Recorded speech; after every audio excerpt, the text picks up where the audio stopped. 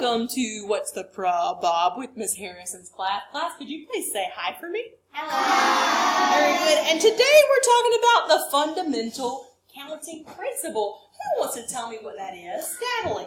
The fundamental counting principle is a means for finding total possible outcomes by multiplying choice at each level. Very good. Yes, Alex. No, I want to read. You want to read it? Okay, well tell us. How does that relate to probability, Alex?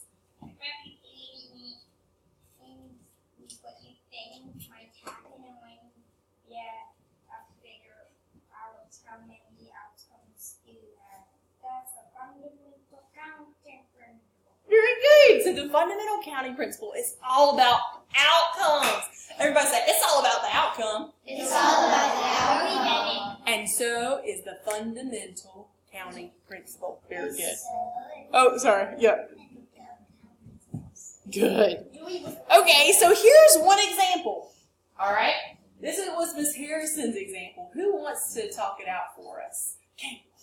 Talk loud. I love to go to Starbucks. and I have this many options of getting a drink. So I get two different sizes. What are the two different sizes I get? Or the second, the biggest one, because Miss Harrison likes it big. Got it? If it's coffee, I want it big. It's always a big coffee day for me. All right. Then, so grande is medium. It's not even big. All right. Then it isn't. So what three? Three types of creamer. I will either get No creamer, or almond milk. very good. Good listening. And then what about the sweetener? Tessa, tell me about my sweeteners. Do you remember? It's fall, and Miss Harrison loves what, Karina? I love pumpkin spice. Pumpkin spice, everything out. Pumpkin spice almonds over there. Or no sweetener. Or what else do I sometimes get? Tell me about it. I sometimes get classic. Very good. So that would be 2 times 3, which is? 6. Times 3, which is? 18. And that's how many possible outcomes that I could have. You guys just illustrated the fundamental counting principle. Say, oh yeah. Oh yeah. All right, in the class before, Maddie comes and she has these beautiful bows. And Sailor has them. Well, yo, pretty bows in here. I'll tell you what, yes. So, 11 bow choices. And ponytails or braids. So 11 times 2 would illustrate the fundamental counting principle. And what's the answer, class? 22. Very good. That's just with 2 different options. I've got to figure out how to do like the numbers of braids and things like the number of pumps. I don't think I'm doing that right. So I need to talk to Mr. Blanger because he's the best. He's the one that gave us this website on the fundamental counting principle.